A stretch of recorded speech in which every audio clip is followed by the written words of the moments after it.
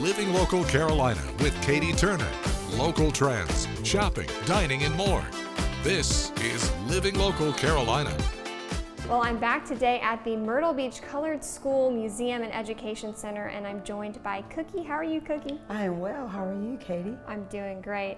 We walked into this room and I immediately my jaw dropped. There is so much to see here, so much to learn. Yes. But tell me, where are we standing right now? So right now we are standing in the Museum of African American History at the historic Myrtle Beach Colored School Museum and Education Center. Yes. So there's really several spaces, but the one is dedicated to the former students of the color school, and then this is African American history, where Doc Shee Moore serves as the curator, and it talks about or shares our life, the life of African American people in Africa prior to enslavement, and as dark, you know, as it was part of history. So we share a little bit about slavery itself, and then some of the significant people, Frederick Douglass, Harriet Tubman, you know, all of those up until current day, with President Obama, Vice President Kamala Harris, Dr. King, all of those, as well as a few of the many inventions. There are many. Yes, some of the many inventions of African American people. Then there's this display referencing athletics and leadership, and then more localized culture, like we talk a little bit about Charlie's Place, Atlantic Beach. There's a display dedicated to the 4 students who integrated Myrtle Beach High School on January 29th, 1965, and then some other localized firsts. So lots of information contained in this small space. And while the museum is open on Monday, Wednesdays, and Fridays from 10 until 12, you could actually spend the 2 hours in this space. Oh, absolutely. Yes. There were so many things that let me ask you this. Were there things that surprised you when this curated collection was coming to be? I will tell you, so I joined the team in 2017, so this was already in existence, but since I've been here, Doc continues to add, because as history becomes history, modern day, we add to it. But I will tell you, Katie, one of the greatest experiences for me has been educational. There's so much of this information contained in this room I did not know.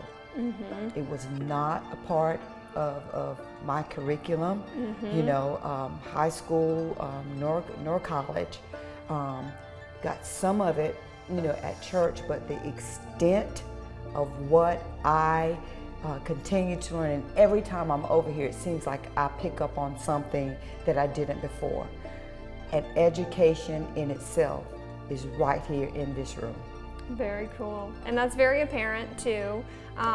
We were also talking a little bit about if people want to donate and help you guys out, how can they do that? Yes. So we're continuously looking for artifacts as they relate to history.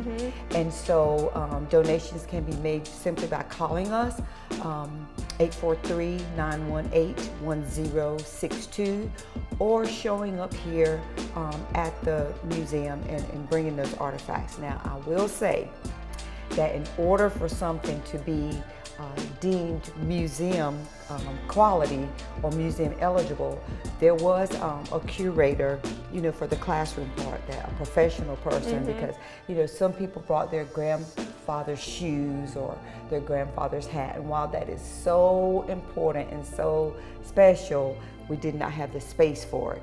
So we just want people to come by, and if they think they have something, but also for locals who have pictures from back in the day that, you know, they wish to share. We're creating some things at Charlie's Place, which is one of the facilities.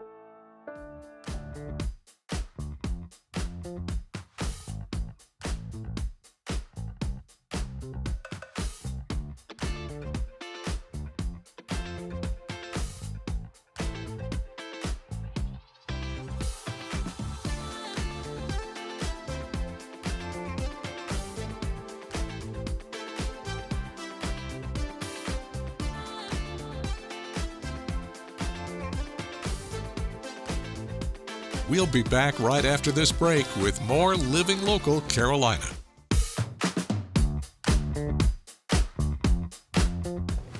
Welcome back to Living Local Carolina. Today I'm joined by Dr. Anthony Thompson. How are you doing? Doing quite well, Katie, and yourself? I'm doing wonderful. First of all, we got the name came from Ephesians, 2nd chapter. Ephesians talks about him dying to bring the two together as one new humanity. And we had an event. Our first event was November the 20th of 2022. The first night we had a revival. And the reason behind the revival is a good story behind that. It was a church on Aston Street. Right now it's St. John Reformed Episcopal Church.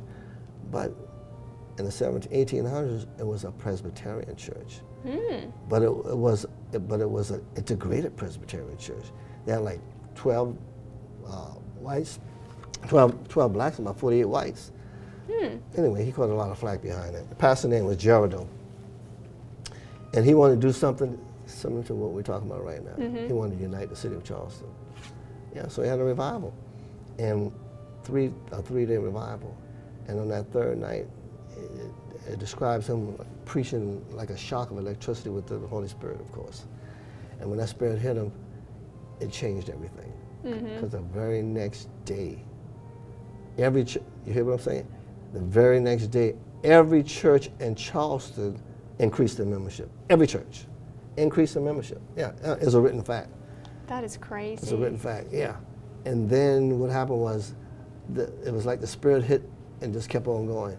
As far as on the East Coast, from Charleston all the way to New York, over 1 million people got saved from that revival.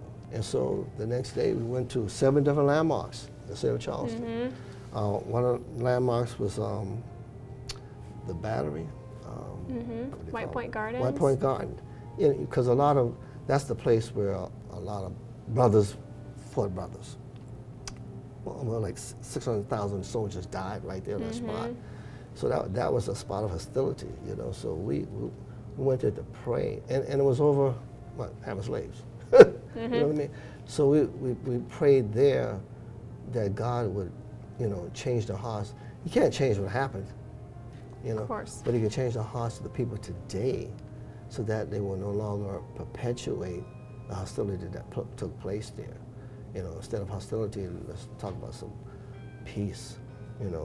Then we went from there to Four Corners of Law, the same thing. You're talking about Four Corners of Law where all these beautiful buildings were basically built, you understand, on the backs of slaves. Yeah. Free labor, which was an injustice. Then we went to the Exchange Building where, pretty much where the slaves came in at, praying about what happened there. Then we marched to the United States Customs House, of course, where the money came in from the transatlantic slave trade, and the Caribbean barons, who profited off of slavery. And then, of course, we went back to St. John's. Then we marched to Emmanuel, and you know what happened there. Then we marched to Marion Square. That's where we ended the march. Marion Square was the pinnacle point where everybody had the opportunity to express acts of penance, for the next event.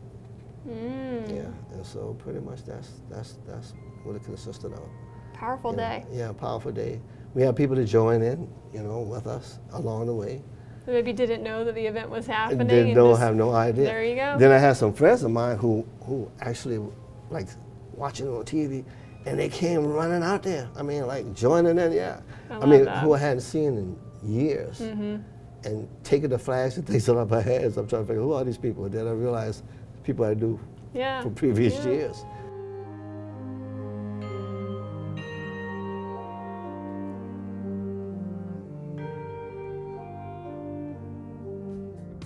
Don't forget to like our page on Facebook and follow us on Instagram and Twitter.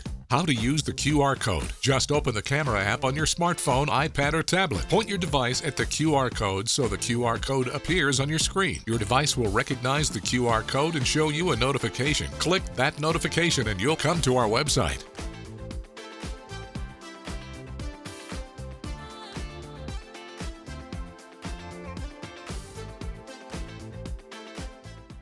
Living Local Carolina, weekday mornings at 9:30 on WBTW News 13.